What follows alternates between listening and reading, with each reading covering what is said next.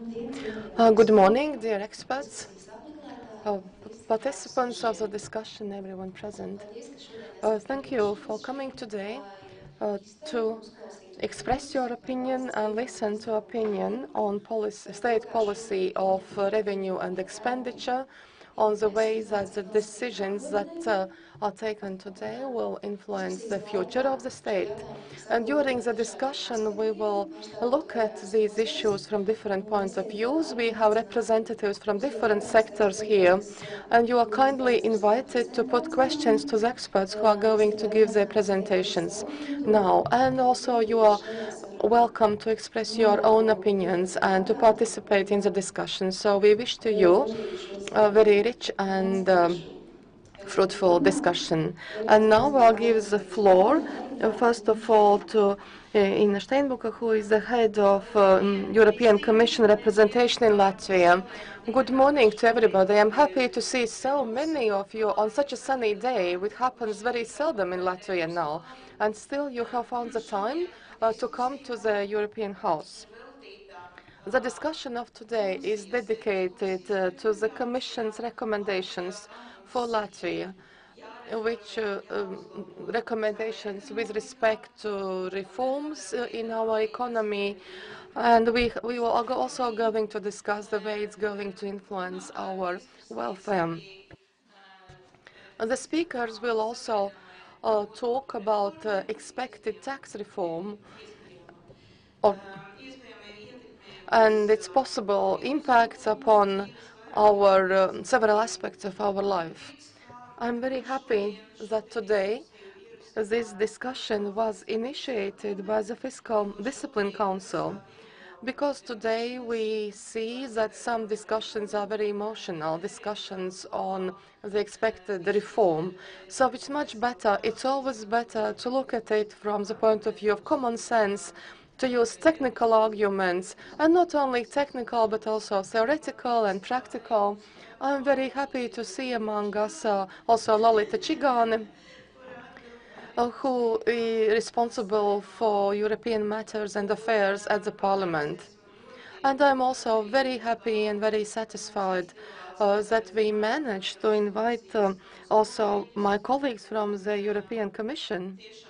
And I'm really grateful to you for finding the time and coming to Latvia. I would also like to welcome all of you who are now watching our discussion, which is being streamed online. Perhaps this is a very good idea, not to just spend time walking around, but sit at home or at the office and just to listen to our discussion, which is being streamed. So I'm indeed very happy that we have this possibility to talk about all pros and cons, and I hope that we'll have a very fruitful discussion.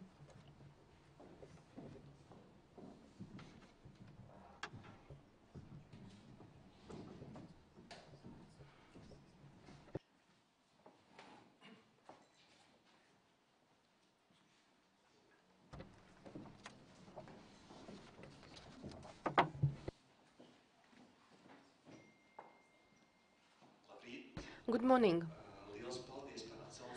Thank you for coming to participate in our event, for being responsive. Currently, Latvia is being shaken by many challenges. One of such challenges is the fact that the government has announced a major tax reform. And this tax reform will have a rather significant impact upon all of us, and also the way our budget is made. But perhaps this will not be the main issue for discussion today. Today, perhaps we will talk mainly about another aspect which has not been so much discussed in the context of tax reform, and that is about the expenditure. What kind of expenditure and in what way the government should pay for. And so here we are also talking about our sustainability and the way the expenditure part looks within this sustainability, because this is everything we pay for from our common resources, from our treasury. So this is the question, how we cover different needs, how we provide for different needs that we have, collective needs or needs that we have to provide for collectively. That's public administration, national defense, security, economic development.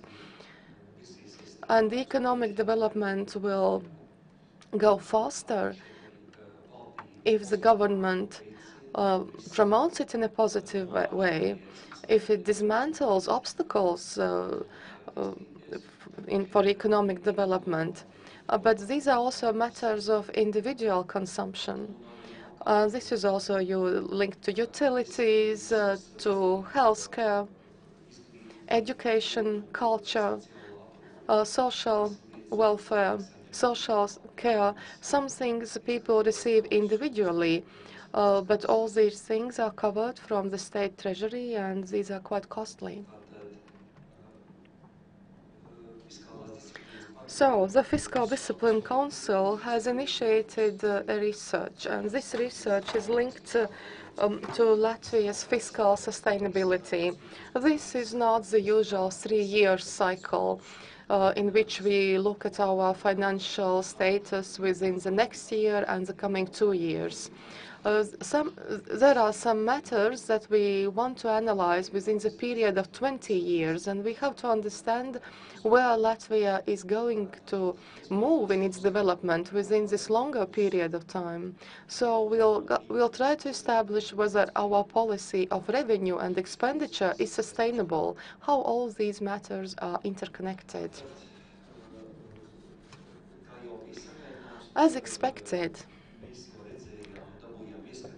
we had an insight into the presentations of our other participants, and we know that demographic issues is the greatest challenge for us. This is a question on how to finance in long-term expenditure linked to aging.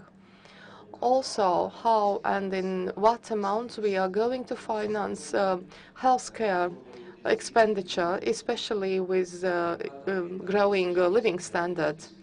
And so we have to understand how to finance all these needs, knowing that the number of working people is decreasing and the life expectancy is growing. So this is the question. This is the question, who and how will be able to finance all of it? And how are we going to resolve these matters? And finally, the impact of all of this upon the national debt. This is our reserve, and we can use it in bad times, but in good times we should decrease the debt. But over the last 20 years, we have had only 1 year when we had surplus in the budget. The last year, which was really on the limits, on the border. Later, we still saw that the debt slightly increased. There were some other accounts that helped us last year to decrease deficits of total budget and to work with a balanced budget, and that happened for a long period of time, for the first time. We have conducted a number of surveys, and these surveys reveal the trend that the majority of inhabitants expect the state to play a rather important role to ensure welfare of people. So the state, of course, the state would be able to do that, but the state needs resources to do it.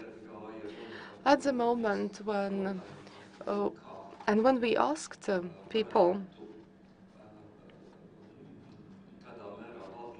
to what extent the government should finance different social expenditure, everybody was of the opinion that social expenditure should be increased, and also expenditure in healthcare, in education, and in other sectors.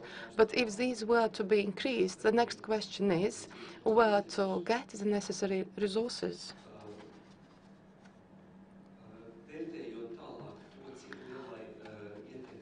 Then assessing the impact of the state upon economic development, again, inhabitants believed that government should become more involved in this.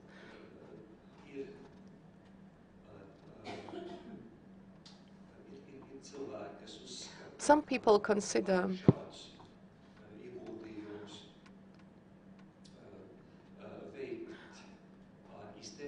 that such investments can be done in view of short-term goals, but the majority of respondents believed that some measures were necessary that would have long-term and stable impact upon these issues.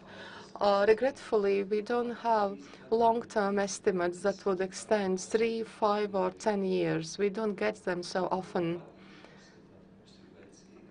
And apparently, we need more long-term perspective on those issues and the problems that are expecting us in the future. Here on this slide,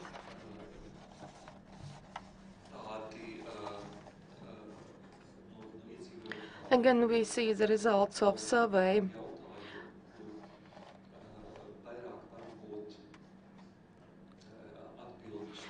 They were responding to questions when they were asked what was their opinion, where the state was spending lots of money. This is the perception that people have. For example, people have this perception that people spend in defense and security. Also, we spend for social protection. We spend a lot, but not that much, also for healthcare. However, people believe that expenditure for healthcare and for social protection is insufficient. In all of these calculations, you see that expenditure for economic development is not too high. People believe that currently lots of money is spent for roads and infrastructure. But we have to understand that this expenditure, the major part of it is covered by EU funds, EU resources. Currently, only experts have started discussing that in the future we should cover these expenses ourselves. People are also aware that there is certain support for agriculture. But at the moment, when they have to assess whether more should be spent, they say that people say that roads and infrastructure and agriculture should receive even more of the expenditure. So where to find the middle way? And again, perhaps later during the discussion, we could turn to this issue.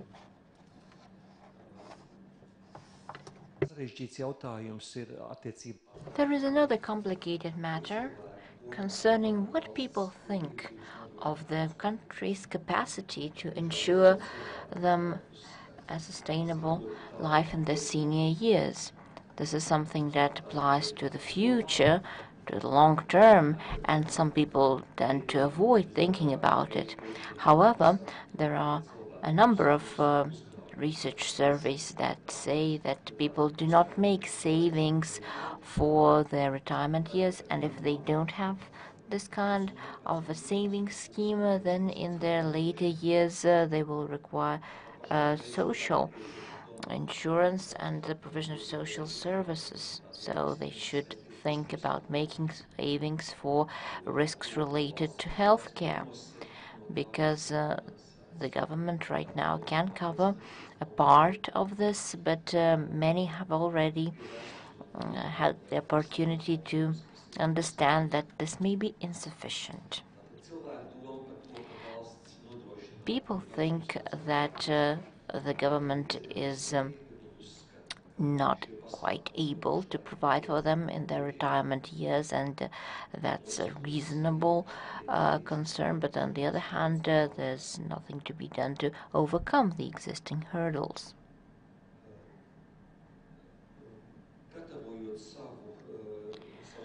While preparing the research project on sustainability, we've assessed the retirement scheme in Latvia, and it has been deemed sufficient. So everyone is getting as much as they have saved. This system, in its very framework, does not create substantial risks for the future. And yet, there is a huge but. If the savings are small, if people live in the gray area of economy and they receive the so-called envelope salaries, they don't make future savings, and this poses risks for the future. There's a similar situation to consider with the healthcare system. Similar research surveys have claimed that our healthcare system does not create fiscal risks because the government has not promised the people anything. The moment they have substantial health problems, they need to deal with them on their own. That's their own problem. The scheme of collective insurance is not being created at the moment.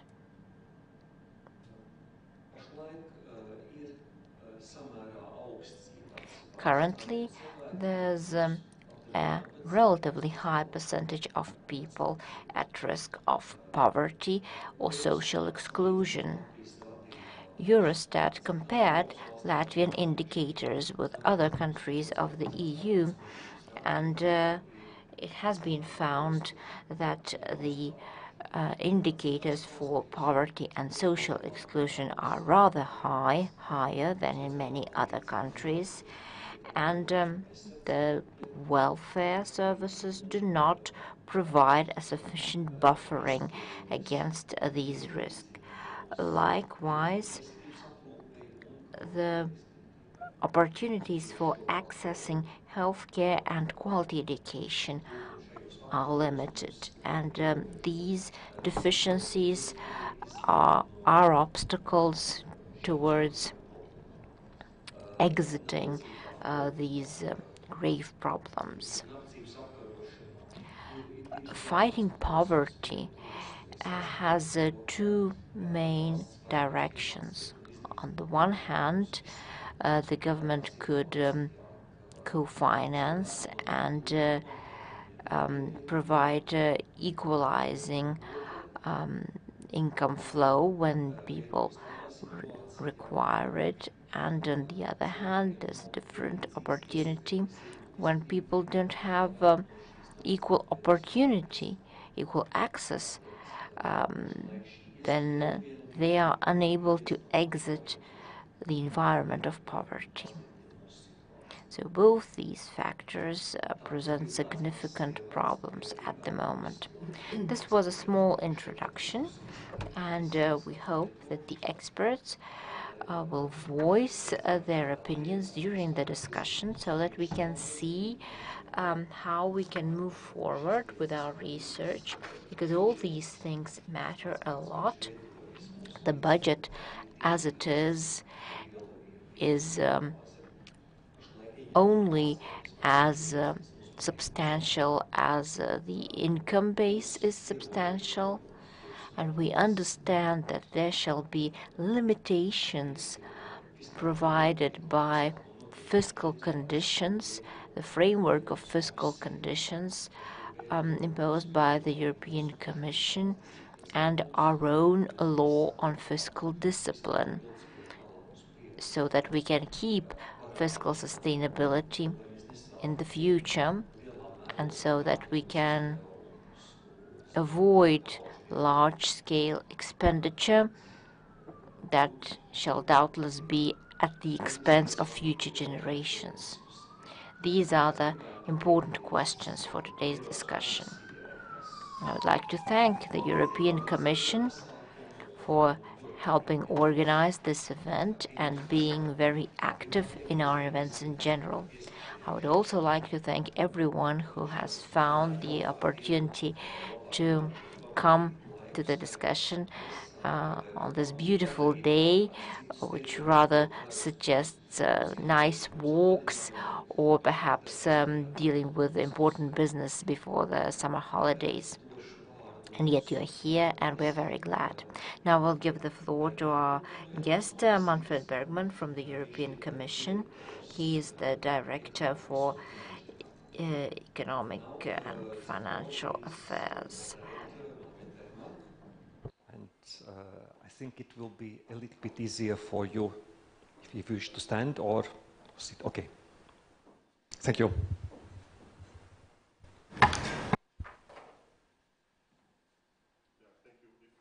I do it from sitting here. I can do it myself.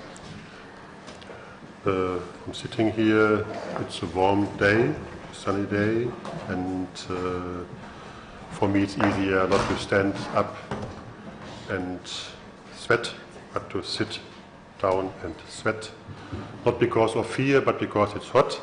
And I would like to thank you a lot for giving the European Commission the possibility to present a little bit its role in the European semester process. I had been asked to give a brief presentation on, I read out the title, Country-Specific Recommendations for Latvia and Assessment of the Stability Program, European Semester 2017. Doesn't sound very sexy, but I can tell you it is a very, very interesting topic and a very important topic, because what I want to talk about is about Latvia's role in economic policy in Europe and about what member states have agreed upon quite a while ago and enshrined in the treaty, that member states should coordinate their national economic policies, be it fiscal policy, be it other economic policies, macroeconomic, structural policies, and they should consider their national policies as being of European interest because all policies have spillovers. You might say, why Latvia? Latvia is a very small country. Why don't you focus on countries like Germany, France, Italy, or Spain? Because there everybody knows there are a lot of spillovers when things are going wrong. In Germany or in France or in Italy, everybody knows this has drastic implications for the European economy as a whole. But I would say since the financial market crisis of 2008 with Ireland being close to a meltdown, a small open economy, or afterwards a sovereign debt crisis in Greece, also a kind of small open economy. We know that also when something is going wrong in small open economies, things can dramatically go wrong in Europe or perhaps even in the world. And having a low level of public debt, as Latvia has, is not a pillow on which you can sleep in quiet and peace, because Ireland was in the same situation with a public debt of 20% of GDP, and within 3 or 4 years it exploded to 140%. What is the role of the Commission in this entire process of monitoring what is happening in member states? I sometimes compare it with the role of a referee in a football match, but not as a referee on the pitch, but as a referee on the sidelines. He is watching everything, and when he thinks something is going wrong, he waves his flag, and then perhaps the referee is stifling and giving a penalty or whatsoever. The referee on the pitch is, on the one hand, the Council. That means a group of member states who say the Commission is right or the Commission is wrong, or it's a European Court of Justice in Luxembourg who does it in legal proceedings. The European, now let me see whether I can work this out. Yes. What we call now European semester process is in principle what is happening in the course of a year with respect to monitoring policies in member states. That what is highlighted here in red is in principle the period from autumn, October to spring, 30th of April, where the Commission is producing documents, be it a forecast, be it an alert mechanism, be it a macroeconomic review, be it a country report, which is in principle on the basis of analysis, also together after having consulted stakeholders, having consulted member states, having consulted other international institutions, comes up with its findings and signals there where something might be going wrong, that there is something going wrong. And on the basis of this analysis and of these contacts and consultations, the Commission is then in May producing country-specific recommendations to signal to a member state that the Commission thinks something is going wrong here, is going wrong there, or needs action. And there we apply what I would call the approach of a careful dentist. So we don't look at the teeth which are in good shape, but we look at the teeth which are in bad shape. And sometimes we look at the rest of the yawn simply to check what is going wrong there. And we signal when there is something going wrong. When we think there is a problem, we take an X-ray, so we go for an in-depth analysis. And then we come to a conclusion, and then we propose a treatment. But we don't do the treatment. And that is now where I have to leave this picture of the dentist. Then it's up to the member state to cure itself by changing behavior.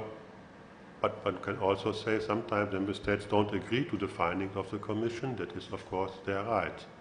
And then one has also to see the Commission only says the problem is here, and then we present our findings to the Council, to the ECOFIN Council, and the ECOFIN Council either says the recommendations as proposed by the Commission are putting the attention on the right things, or we just are having these discussions in Brussels, say there should be adjustments here, there should be adjustments there.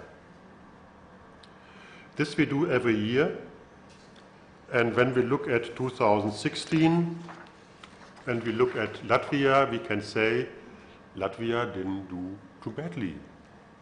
To be honest, it was rather good. Initially, we only looked at the reforms which were more, or recommendations which were dealing with structural issues, not yet at the fiscal performance. And we have a kind of code in terms of language. So there's no progress, there's limited progress, there's some progress, and there's full compliance with the recommendations. And on 5 out of 10 recommendations, when we look at the subparts of them, Latvia showed some progress. On 4, it only showed limited progress, and on 1, that was on the fiscal discipline, it showed full compliance. And that is something which is good. It is hardly possible that a country has full compliance on each and every recommendation and sub-recommendation, because some of these recommendations are of a structural nature. While these recommendations are issued each year, structural reforms might take 3, 4, 5 years. So you cannot have full compliance already in year 1. You might only have full compliance after 3 or 4 years. But then we fall back to the dentist approach. Once you have had your full compliance, we say the problem is solved, and we look whether there are other problems somewhere else. Except in the case of fiscal sustainability, there we always look at what is happening there. If you compare Latvia with other countries, on this slide you see the blue bars, which is Latvia, and the red bars, which is the rest of the European Union. You see Latvia is a positive outlier in one recommendation, which is full compliance, which is the fiscal recommendation, where you have a deficit which is below that what the rules say, and where you have the debt level which is below what the rules say. And that is already a big achievement. And there are not very many countries in the European Union who have this kind of achievement. On other elements, you are doing similarly to other member states. On other elements, you are doing a little bit worse than other member states. But as a general conclusion, one can say Latvia is doing well if compared with the other member states. So you are on a good track in solving potential macroeconomic problems, which are also typically based on microeconomic misalignments, and where you are also trying to reform the microeconomic structure of your economy. And that is something, to start on a positive note, I think for me it's a positive note, keep on going. And you are on a good track here. And that is something we should not forget when we now focus on the recommendations, or let me say, on the teeth where we think they need careful examination and perhaps careful treatment. When we come now to the country-specific recommendations for 2017, which the Commission has published on the 22nd of May this year, we see to a large extent they still follow the characteristic of the recommendations we had already issued in 2016, because it was some progress and limited progress, so the objective hasn't been achieved yet. That is why we have to continue reminding you that this is something where you have to look at. And that is also then something where member states have agreed or are about to agree that the Commission has identified the right issues here, and that all other 27 member states think this is where Latvia should pay its attention to. The first one is the fiscal discipline and tax shift recommendation. Some of you might know that our, let me say, Stability and Growth Pact has become more complicated than it was at the beginning. At the beginning, the Stability and Growth Pact said public finances are in principle not having negative repercussions when the deficit is not higher than 3% of GDP and when the public debt is not higher than 60% of GDP. That were the rules which were considered necessary in the run-up to creating the monetary union. One said if the public finances are respecting these criteria, then monetary policy is not in a way sabotaged. European monetary policy is not sabotaged by national fiscal policies. But then we have learned that often things don't go wrong in the bad times with public finances, but the root cause of things going wrong in bad times is already to be found in good times. That is why we have changed the rules. When I say we, I mean member states have changed the rules by saying we should also look at the entire cycle. So we should avoid that in good times, when the economy is performing well, that member states enter into a spending spree or give tax cuts and in principle don't have a surplus in good times. So the rule is now that the budget should be balanced over the cycle. For that we have developed, once again we, member states have developed a set of, let me say, rather sophisticated criteria and methods how to define whether we are in good times or whether we are in bad times, how good are the good times, and to what extent is the headline deficit, for example, only a reflection of the good times, or whether the deficit is a reflection of structural strengths or structural weaknesses.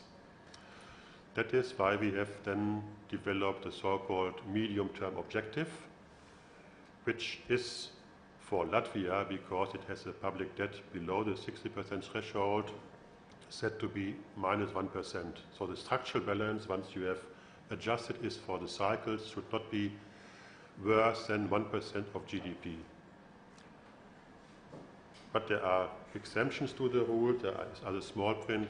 Latvia can also benefit from two special allowances for structural reforms, where one says we don't want to penalize reforms which in the long run will pay off for the public sector, for the public budget, but in the short run have in principle upfront costs which are increasing the deficit. And Latvia is benefiting from two of these rules, which is one for the pension reform, Latvia has undertaken and for the healthcare reform Latvia is undertaking.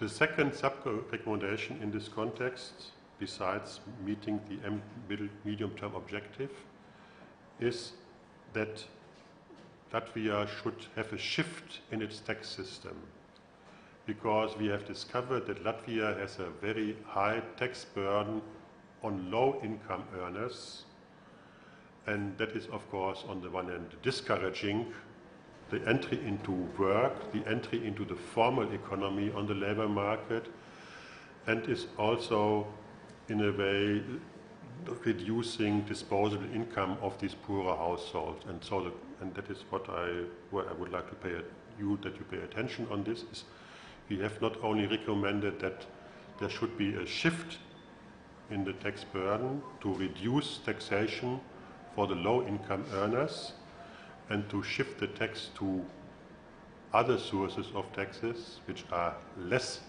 detrimental to growth and job creation, and to do this in a revenue-neutral way. So it should not increase the deficit, but you should have a revenue-neutral shift of the tax burden. We think this recommendation is very important because it has what one in the modern times says, it could be a manifestation of a win-win-win situation. It would be good for employment, it would be good for GDP growth, and it would also reduce inequality. And that is, of course, a dividend which is worthwhile aiming at. And Latvia is one of the worst performers, if I may say so, when it comes to the tax wedge on low-income earners. You have a tax wedge, which is taxes plus social security contributions of 41% on the low-income earners, while other countries, the EU average only has 33%. So while overall taxation in Latvia is rather low as compared to other countries, taxation of low-income earners is very high. The second country-specific recommendation deals with social assistance, vocational education and healthcare, which is in principle the social pillar of the economy, which is one of the key foundations of a society in principle. And there the Commission has proposed, and Member States agree that this is still an issue on which Latvia has to work, is to improve the adequacy of the social safety net, to upskill the labor force and to speed up the education system reform and vocational education. We should not forget that in Latvia, when we come to the unemployed, only 50% of the unemployed actually receive unemployment benefits, that the minimum income of those who cannot benefit from such unemployment benefits is very low in Latvia, which is often below the subsistence level. That about 50% of the pensioners and about more than 40% of the disabled are at risk of poverty or are poor, and that is much more than we have in Europe. And I think that the value added of this European process is that we can somehow compare Latvia with other countries. So the cross-country dimension is very important and useful. So one does not only compare what one normally does within the country with the past, but we also compare with other performers, and then we see that others are doing better. At least this needs to be justified.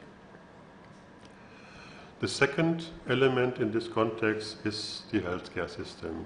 There, the recommendation is that Latvia should increase the cost effectiveness of its healthcare system, the access to healthcare, including the reduction of out-of-pocket payments and long waiting times. To be crystal clear here, the Commission has nothing against out-of-pocket payments if this is a deliberate policy choice. In some countries you have out-of-pocket payments because the government has said these medicines, there we don't want that the entire society co-finances your spending. If you want to go for these medicines, pay for it yourself.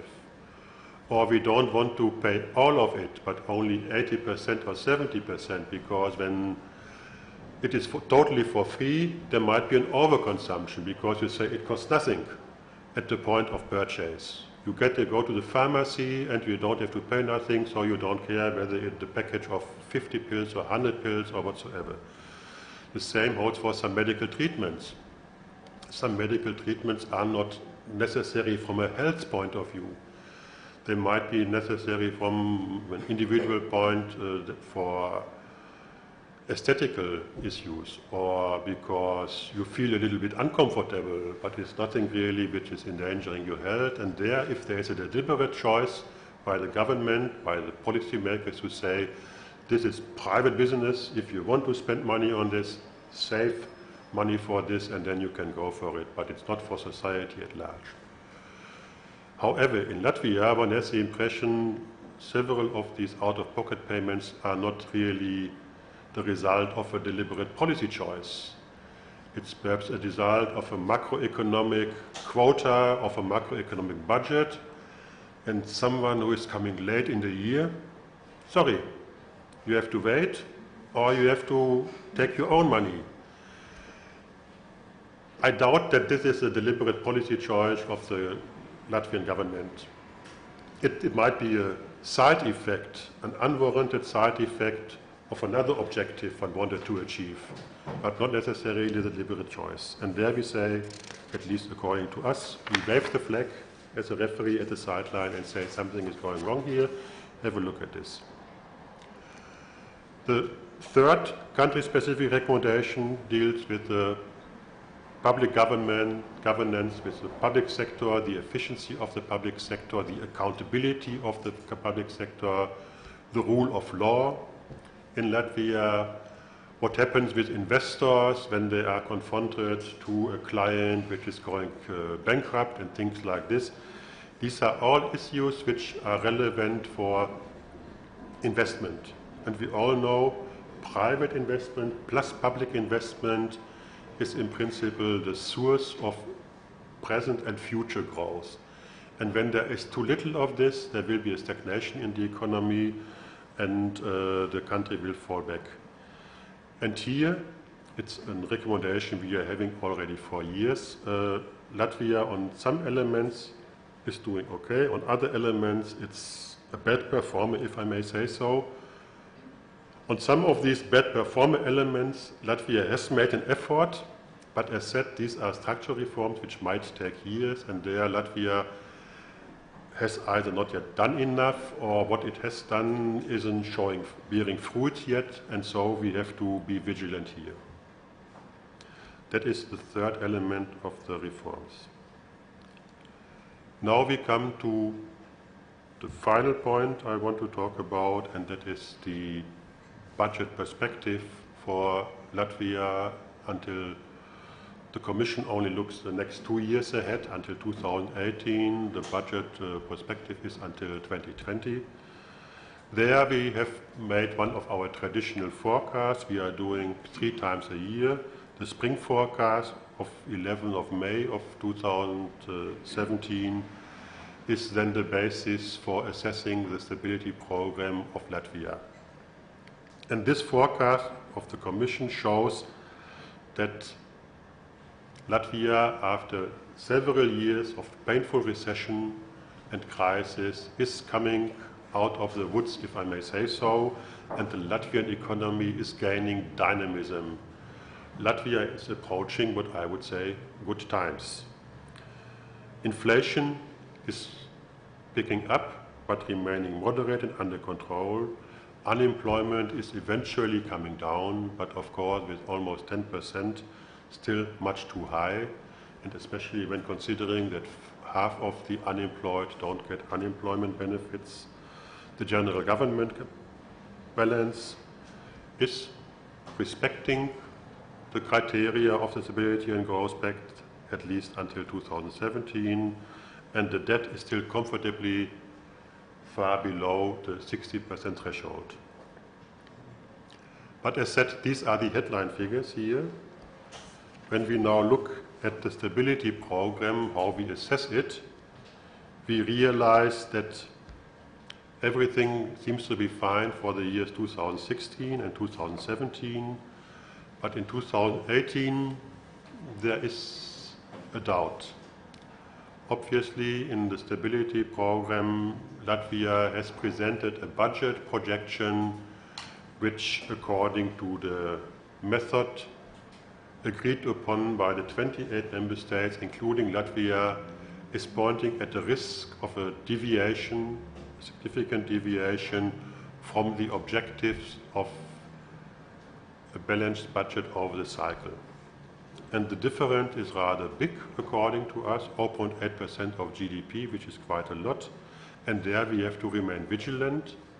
And of course, it would be even better if we were not only vigilant at the Commission and at the Member States, but if Latvia was also doing something to make this risk not happen to materialize.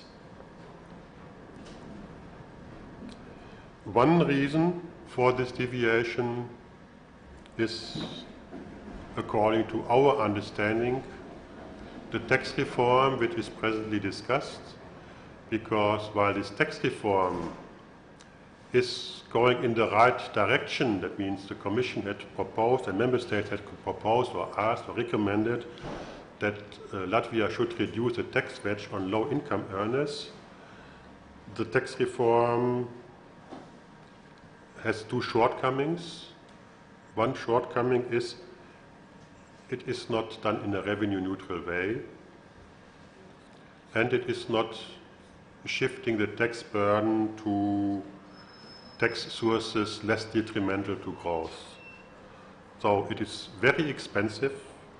It has a deficit increasing effect of 1.7% of GDP, and only a small part of this is coming from reducing the tax wedge for the low income earners, only 0.2% of this. So almost only 10% of this is triggered by that what we had been advocating for and what member states had been advocating for.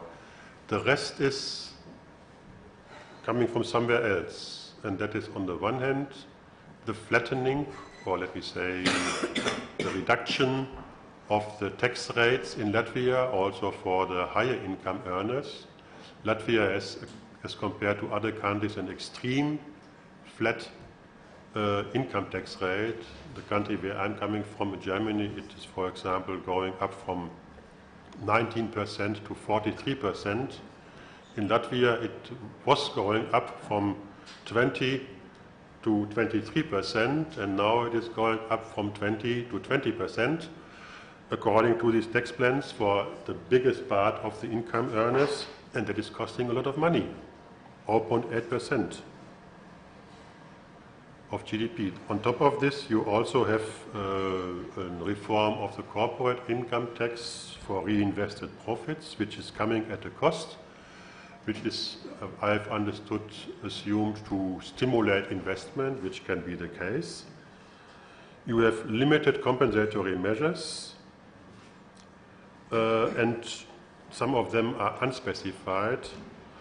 So all in all, it is this reform, including the compensatory measures, is costing a lot of money.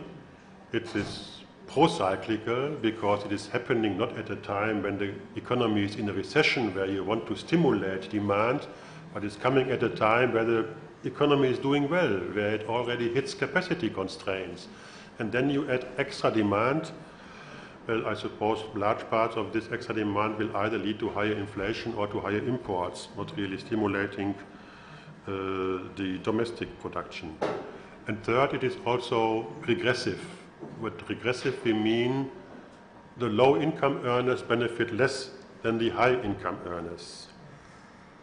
And that is also shown in this graph, which is my last graph of this presentation, where on the left-hand side you see the code with the different colors. I don't know whether you can see it when it is light like this, but it breaks down society into income deciles, 10 of them, And at the left side, you have the poorer households. On the right side, you have the richer households.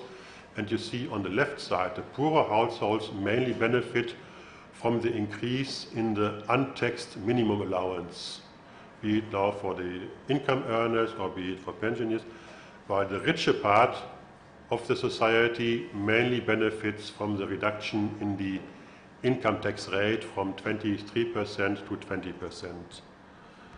And when you look at the right side of the chart, you see how much are the different income groups benefiting, and you see that the poor people with a very tiny bar benefit only a very little, while the rich people, the rich households on the right side with a large bar, they are really benefiting from this tax reform.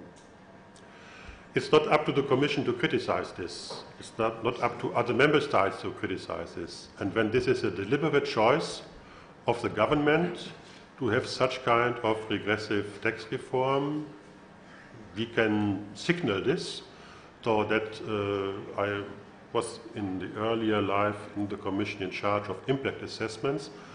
So in principle, we are showing only the price tag, so that you know what costs how much. And then it's up to the government to say, yes, we go for it, or it says, well, if it is like this, then we might want to do something about it.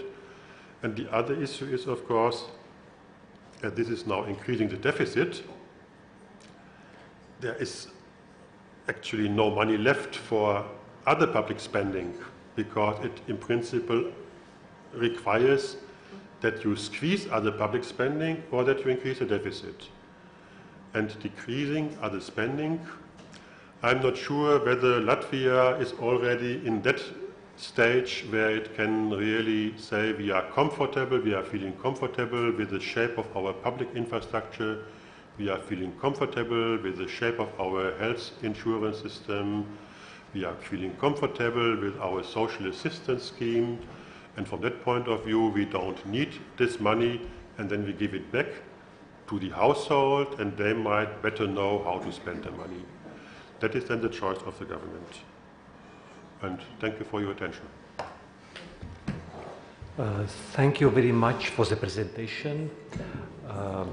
I think we have time for one question before we move to the next item. So, any questions? Got this.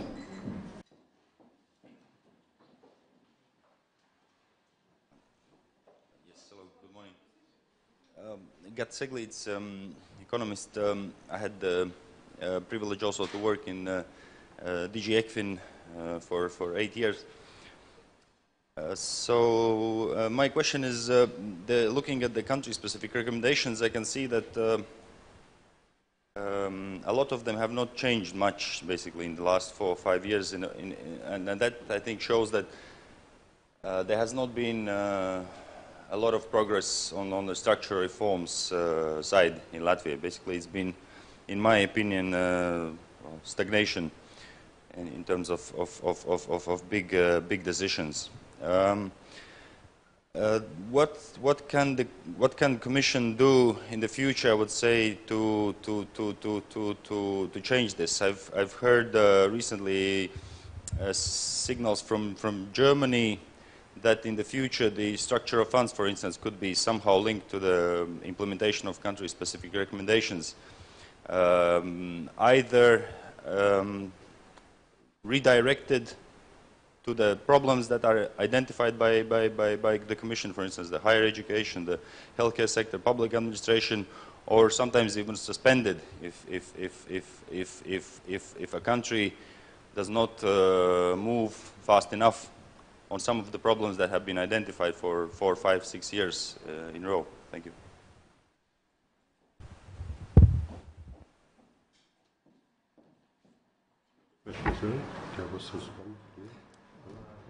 One more question, Member of Parliament, Mr. Pimenovs, please.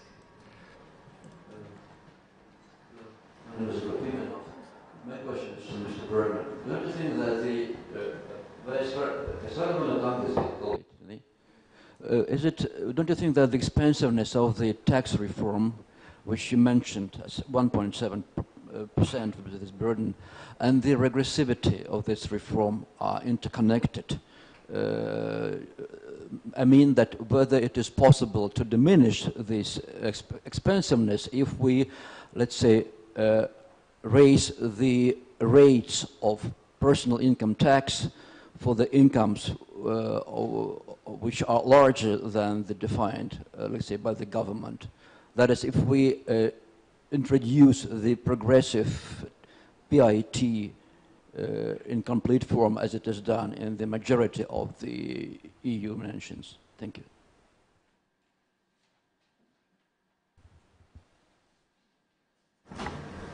Yeah, let me start with a simple one. That is your question. I think it became clear from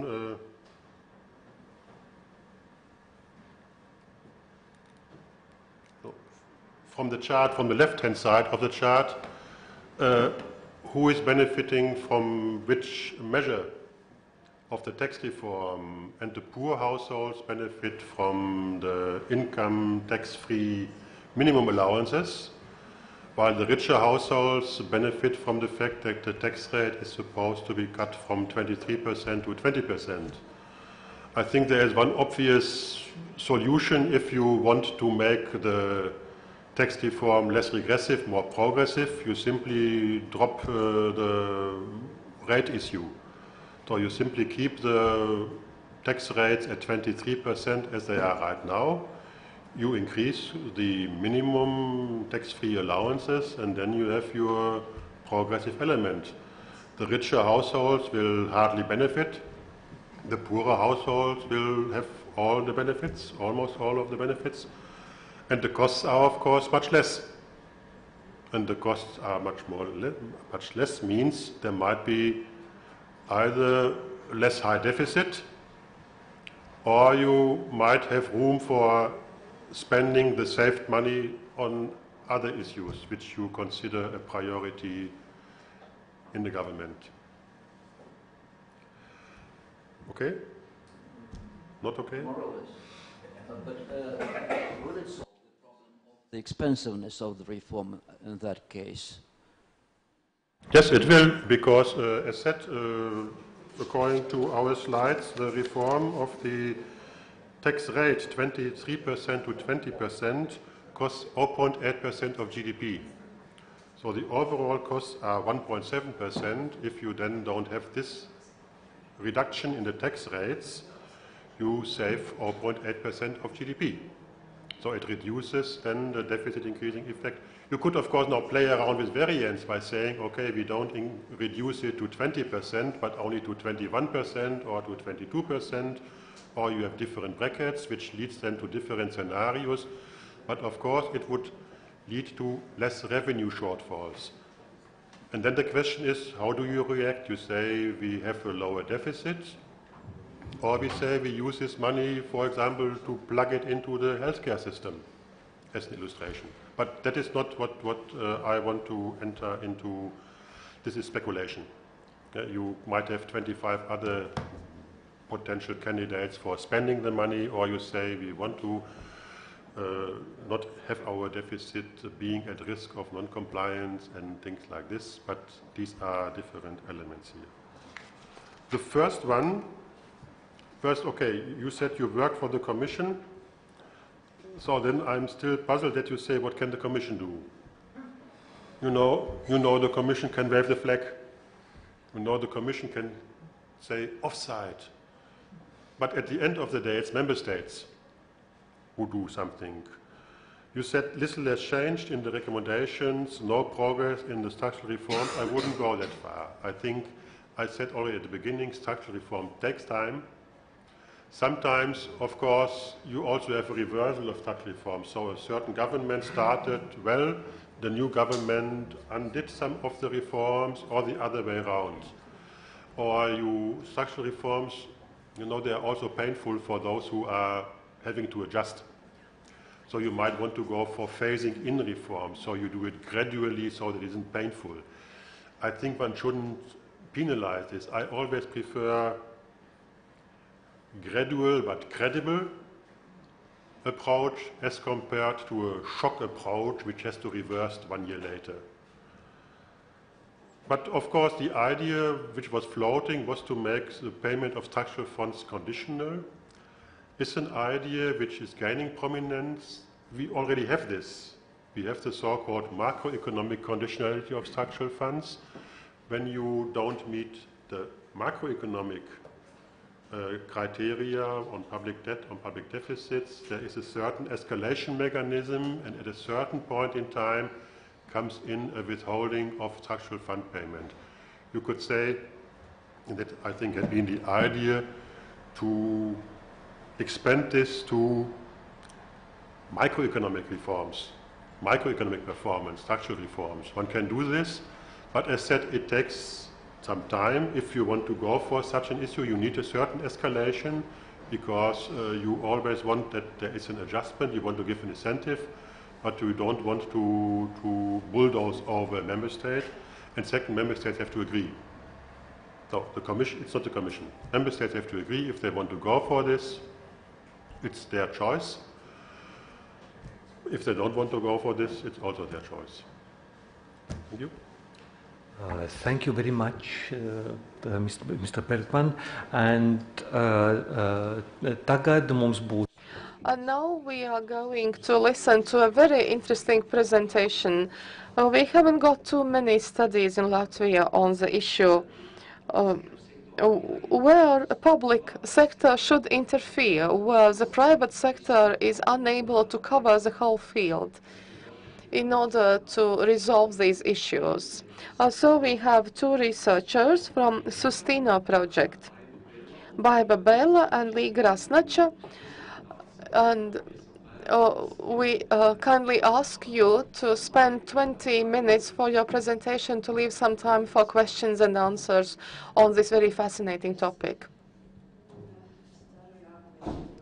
Thank you. I hope that indeed this you will find this presentation interesting. But first of all, I would like to thank Mr. Manfred Bergmann for his presentation, and in particular for the very last slide. It will serve as a reference to me because we have also identified some consequences of the intended tax reform. But the basic idea for me is today to highlight the responsibility of the public sector and some commitments that the state has assumed.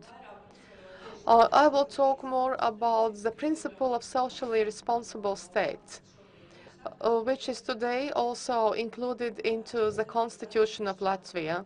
And I would also like to point out to some opinions and situation of Latvia's inhabitants with respect to certain matters, which is quite important, especially when we think whether this intended reform is socially responsible. One thing which is very important is that Latvia has taken this model of Western countries, democratic countries. There are four supra-principles: the principle of democratic states, the principle of a country governed by the rule of law, a state which is socially responsible, and the principle of a national state. Any changes should comply with these principles, with these supra-principles, overarching principles which are important for the state. And here, I would like to refer to the principle which has been enshrined in the preamble to the Constitution, which is the overarching principle of a socially responsible state. From the 1990s, this principle was included in some laws, but currently, socially responsible state has been defined in the preamble to the Constitution. And so the state should comply with those principles that characterize a socially responsible state, which means that the state has the obligation to provide for fair social order, that the adopted legislation should not increase social inequality. And the state also undertakes to level out social discrepancies and differences. So it means that the adopted legislation should not increase existing social differences, and it should also protect socially vulnerable people. So these are one of the basic principles that the state has undertaken to comply with. And the principle of socially responsible state is based upon such concepts of as human dignity, fairness, equality, and solidarity. This includes not only the responsibility of the state, but also the responsibility of citizens. Also, and we can expect this solidarity also from citizens. And also, we have to think about equality of opportunities. This is very important both in education, in healthcare, and also in other services to the state. So equality of access to all services provided by the state. So this is very important.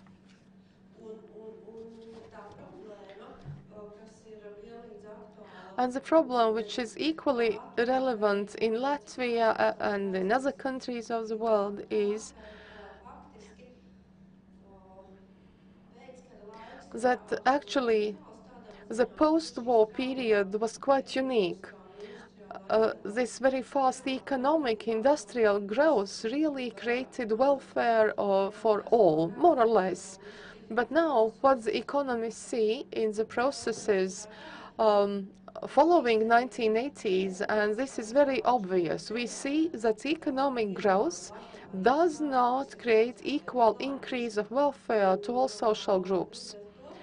And thus, we cannot consider that economic growth is going to reduce poverty and inequality by itself. And social scientists assume this, and also leading economists assume this, and research proves it. Here I would like to refer to works by Joseph Stiglitz. And I reread one of his articles published in 2015, and he states that economists in Europe and also in North America see these ideas as the prevailing ones. They believe that major inequality is hindering economic growth, and it also weakens the economy, decreases stability, in particular social stability.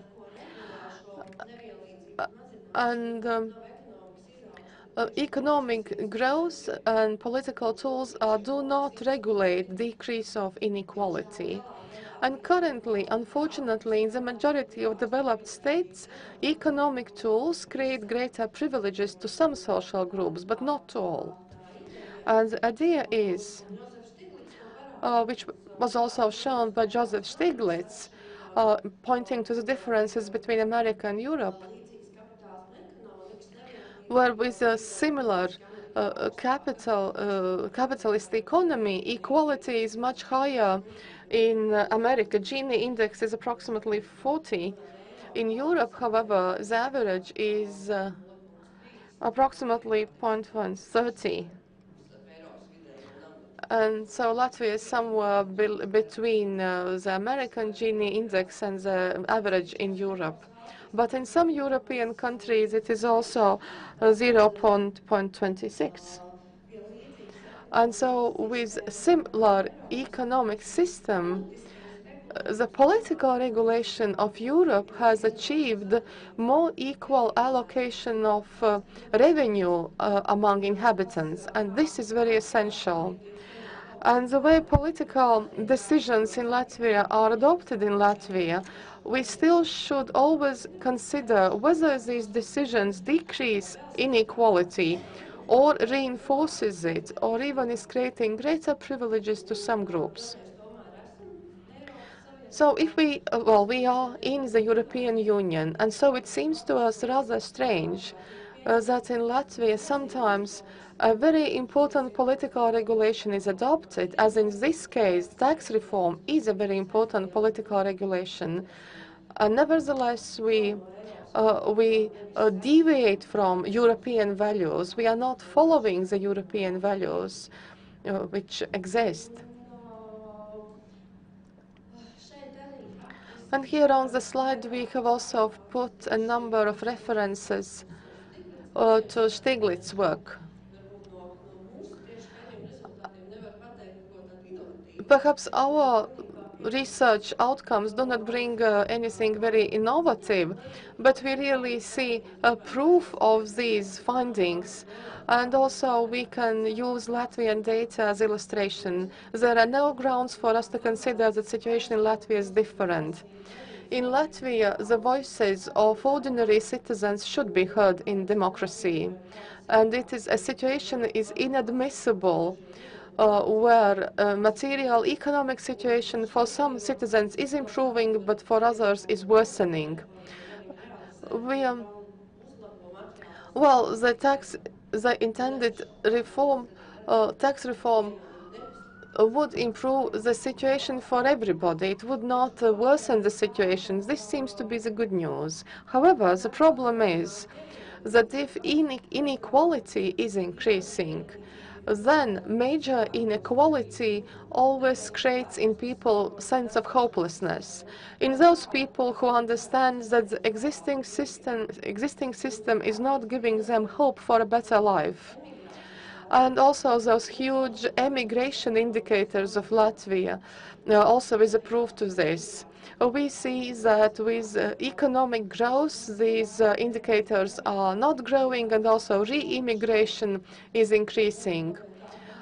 But we see the trend that many people who are pre-retirement age emigrate in order to earn a pension to them. This is not a normal situation. People working in Latvia should be able to hope for a pension that is that is appropriate. And so this lack of hopelessness is not only facilitating emigration, but is also somehow blocks capacity to act. There's also the research of the shame of poverty. If people live for a long time in poverty, then the shame and lack of hope really paralyze their ability to deal with very simple matters sometimes.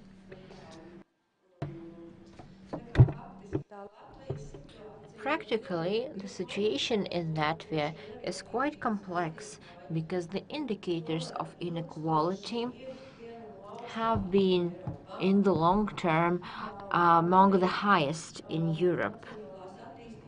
Moreover, in the National Development Plan and in the Sustainable Development Strategy of Latvia, the reduction of inequality and reduction of poverty have been among the top 3 priorities.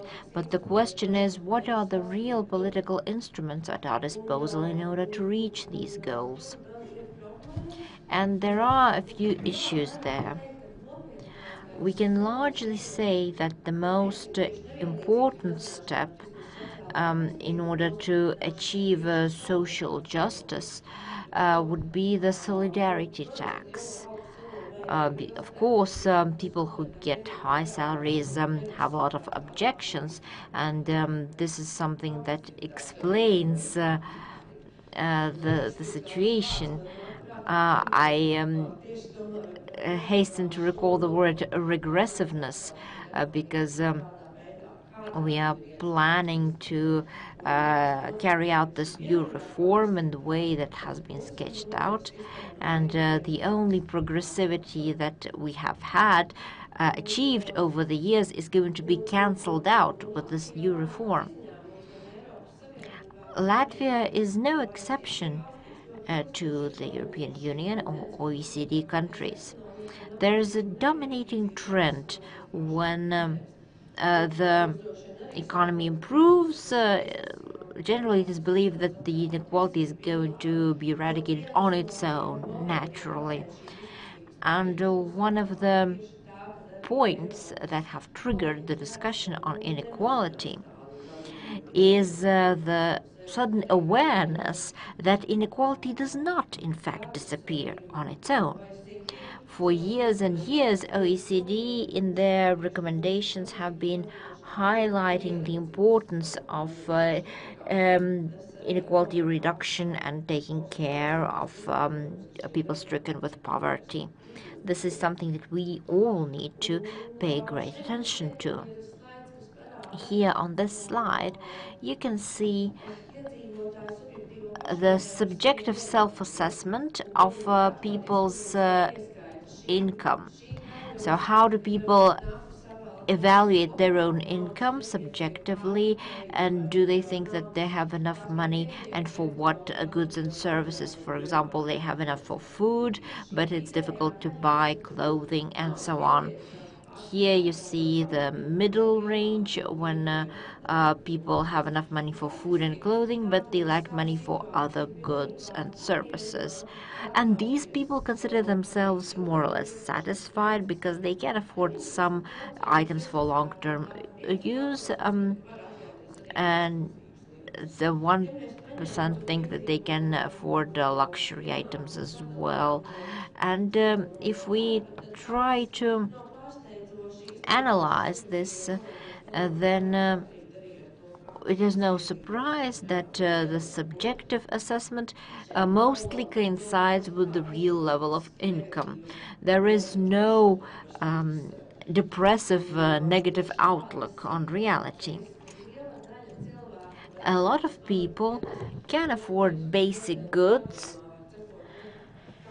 and we need to think how we can improve the situation. Perhaps we should listen to the recommendations of the European Commission and improve the situation for people who get very low income in order to improve their situation, because research shows that in Latvia and in other European countries, people with low income and poor education have also poor health, and they cannot afford any health care measures or prevention measures in order to keep themselves healthy. So the average situation is that if there's illness in the family, you can only afford to medicate the sickest person. So if the parents and children are both sick, they choose the person who is the sickest, and they can only pay for medication for them. There are some people who are in queue for paid, subsidized visit to the doctor, but they have trouble paying for the transit from their small town to the capital, where this a subsidized specialist would be able to accommodate them, and this is not something that is satisfactory. Here you see the data from Eurostat.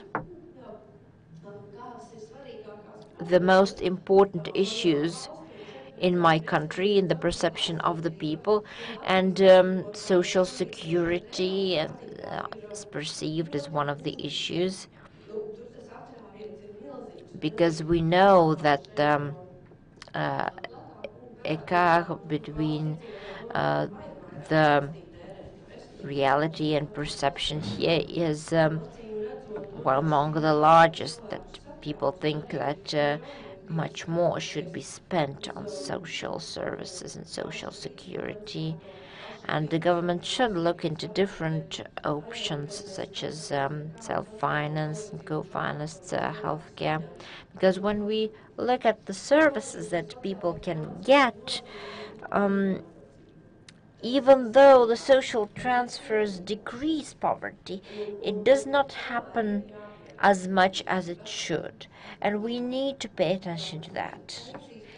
Here you see the retirement funds, and here the difference is not so dramatic, but there are other surveys that showcase that retirement is a major area of concern. It's always part of the pool of worry of the inhabitants. People are always concerned about their retirement and whether they will have enough funds. Unfortunately, I have to wrap up my presentation, but in the end, I wanted to add a few words about the shadow side of the taxing system, because any tax reform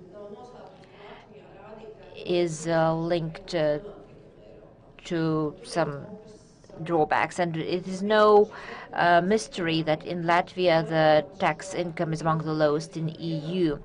If we decrease the personal income tax and if we make these allowances in less fortunate groups of the population, this can subsequently influence so-called envelope salaries and decrease tax income.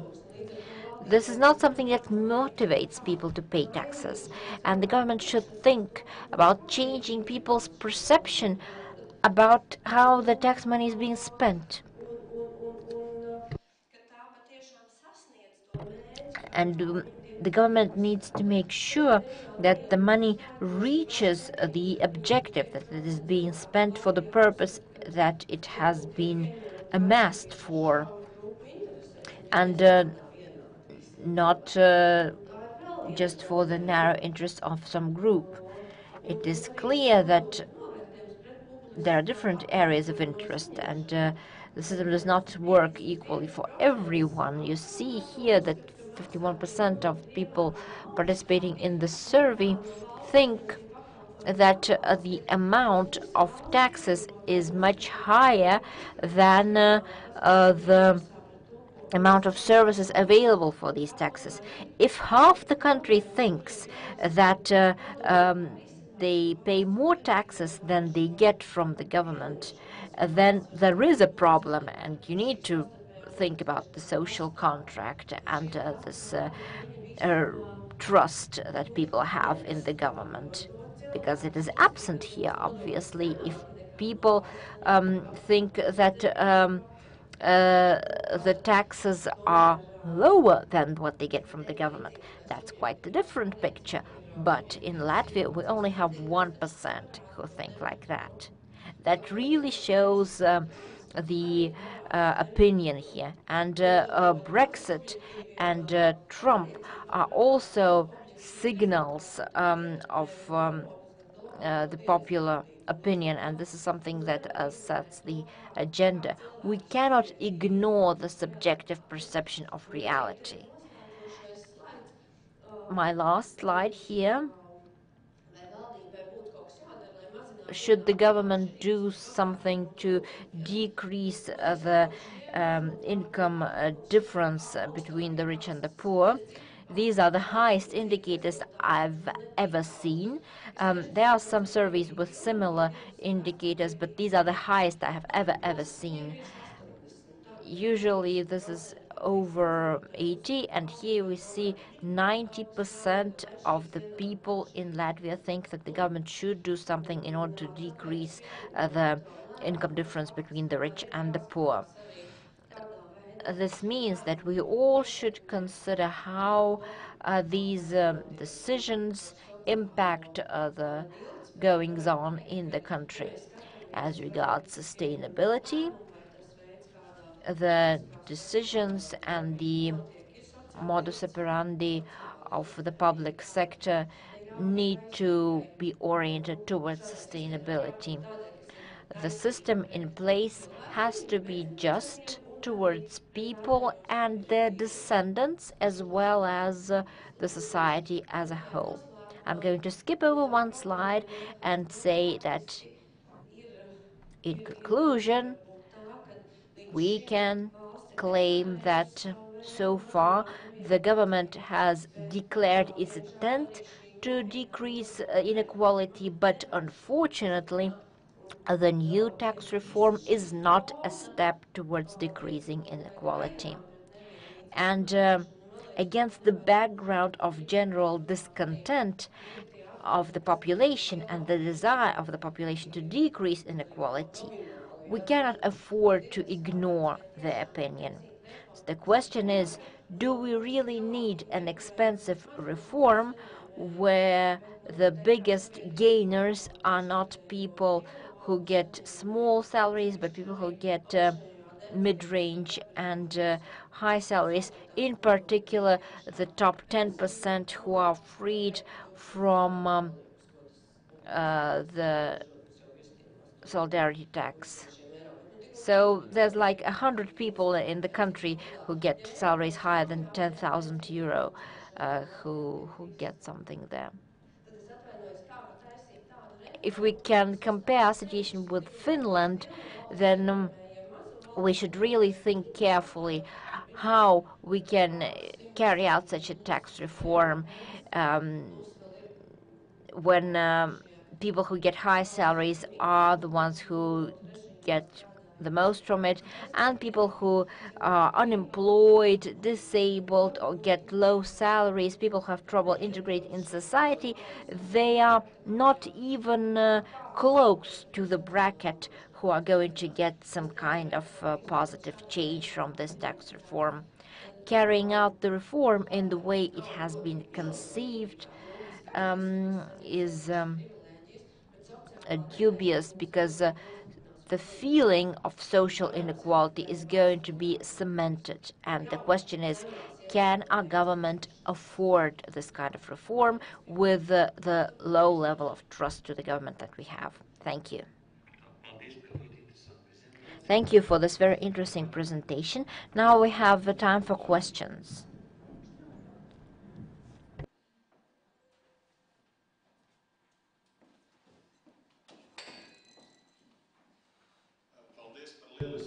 Thank you for this excellent presentation. My question is for both researchers. What inspired you to touch upon this highly topical and necessary matter? Thank you for this question. Baiba and I have been working together for several years on a research project involving quantitative and qualitative research methods. And last year, we have participated in a project with our students and listened to life stories, biographies about trying to get out of poverty and not succeeding. These were different case studies and life stories about people who were not suffering from alcoholism or similar hindrances, but they just had trouble getting out of poverty for objective reasons. And we also listened to different case studies and life stories of people who emigrated because they could not deal with social inequality in Latvia. Thank you. We have time for another question. Yes, I would like to ask a question. 4 years ago, a year after municipal elections in Latvia, World Bank had presented a large research project on inequality welfare, and that project was co-financed by the European Commission. What do you think? That unique research did give anything to Latvia, or was it just something that was left on the shelf? I can say one thing. My colleagues have waited for this research and analyzed the result, and one of my colleagues has been writing to the Ministry of Welfare time and time again that they should translate this research into Latvian, because it is not available in Latvia, only the summary is available. And I can add that the Ministry of Finance has offered a very expensive research to the World Bank. It cost more than 3 years' budget of our research institute, and all the recommendations of the World Bank have been ignored despite the expensiveness of this research. So I don't see what's the point of these research projects when their recommendations are not being taken into account, because these recommendations say just what we have been saying, that we need to decrease the burden for small disadvantaged groups. Thank you. A question from Mr. Pimenov. I thank you for your criticism. I would like to join, but I have a question. You have heard the presentation of our guest from the European Commission and criticism of the tax reform. What is your opinion? What do we have to do to increase inequality in addition to what is going to be done? Should there be a progressive tax system or something else? I will say that, of course, we cannot wrap up everything in one sentence or even two or three. But I think that we need to consider how we can apply the ideas behind the reform to people who get small salaries first, because then it will be much cheaper and it will really be a benefit for those who are in need of it. And take into account the fact that we have a large bracket of people who get small salaries. No wonder that the Bank of Latvia says that this is a very expensive reform. But from the point of view of social security, these social initiatives are the best part of the reform. And if we carry out the social part, it will decrease inequality substantially. Of course, we should not implement this regressivity. This should not be allowed because of course, it's fine that people earn big salaries. That's fine. And their social contributions reach the limits set. But if all this is not harmonized with progressivity of income tax, then we see in reality regressivity. Thank you for your questions and opinions. I saw that some other people wanted to ask questions, but now we should break for coffee. So we will have time for discussion at the end of this event, and hopefully you will have additional questions because we are going to listen to a couple of other presentations. So the coffee break.